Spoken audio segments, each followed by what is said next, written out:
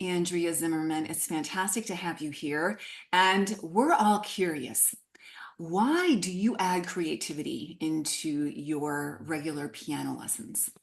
That it is important for every musician to kind of find their own personal voice, Mm. to just take ownership of their music and to be able to sit down and noodle on a piano and not feel like they have to have that piece of music in front of them. That's a real gift that they can give to themselves and they can give to the world. So I would say a freedom in their musicality is really important, and it's something that I longed for when I was younger, and that was not something that was in my training until way later. And I had wonderful training, but that was a missing component, so I don't want my students to miss that. So you're giving your students permission to play away from the page, which is allows them to be comfortable in the idea of now writing down their ideas and making it into a composition. So tell us how you coached your students. You had a unit a while back that everyone in your studio composed. Is that correct? Yeah, so we always do the spring recital, and then there's like this lull because I take a couple months off in the summer in July and August. So we get down to the spring recital, there's still like 6 weeks left to go, and I thought, you know what, let's take that time and be really productive. Yeah. And did most of them notate their piece in Note Flight then as well? Yes, I with the help of myself. It was really, really fun because it was the note flight experience that made the kids' eyes pop out. And they were so excited. And then you would hit the play button and they could hear their composition being played perfectly as they were still learning their own piece. Yeah. And it was like the light bulb went off to Yeah. see the music in sheet music form. Yes, oh my gosh, I'm actually a composer too. And I And had it's one kid go, I'm going to publish this. The little 8-year-old, I'm publishing. How am I going to get money for this? Like, well, buddy, we got a ways to go. well, and I think it's you could give students 1,000 theory worksheets, or you can have them notate a piece. Because did you notice that when maybe you were typing some things into Note Flight, and then you would play it back, and I've had this before, like, no, no, no, that's not right. This needs to be here and here, and that's what I love about it is that they're hearing what needs to change. Yep, absolutely. I would completely agree. So they were really taking ownership. They knew what they wanted to hear. Yeah. Oh, so nice. And then you went the extra step and had them create a cover. And did you use Canva for that as well?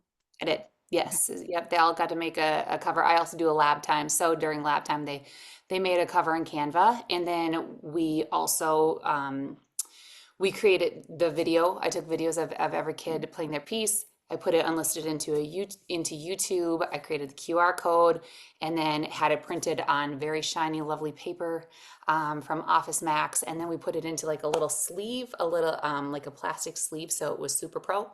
And they had kind of a cool gift on the way out, right? Yeah, that they could show Well, their parents. So let's just step back. And now you felt comfortable taking them through all of those steps because you happen to be, well, I'm hoping it's because you were part of a composium a while ago. So tell me how the composium, uh, what gave you the confidence to do this with your students? yeah, the composium was a game changer. Mm. And I knew I had to do the composium to push myself into actually bringing this to my students. I thought I need to do this first. I need to prove myself that I can actually do this, and under your tutelage and with the class. And it was important to see the process and to see what would come up mentally for me and the blocks that I had going forward, because then I could help my students through their mental blocks of I can't do this, or this sounds silly, or things like that. And then the other block for me was I don't know if I can learn another software in life. Like, I'm just so tired of softwares. But I was like, no, like this is going to be really good. You have to do it. And so I learned Noteflight, and actually, it was really user friendly. And so I was able to put it all together, and I went through the entire process with you. And I was like, all right, great, I understand it, and now I can take it and move it forward to my students. And I'm wondering, during the composium process, there are other teachers or pianists along with you. Was there a time where you felt that it was a little scary to share your work? Or how did you feel about that community and rubbing shoulders with other composers? Yes, absolutely. It was a little intimidating. There are some great composers that come through those classes, that have, I feel like, more theory background than me.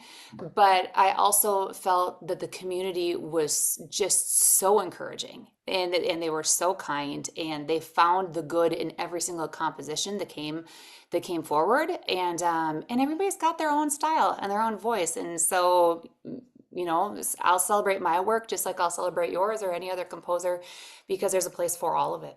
Hmm, so nice. Well, thank you, Andrea, for sharing your thoughts and your creativity. And wow, are your students lucky to have you? Thanks so Oh, much. thank you, Leela. Leela, I appreciate it.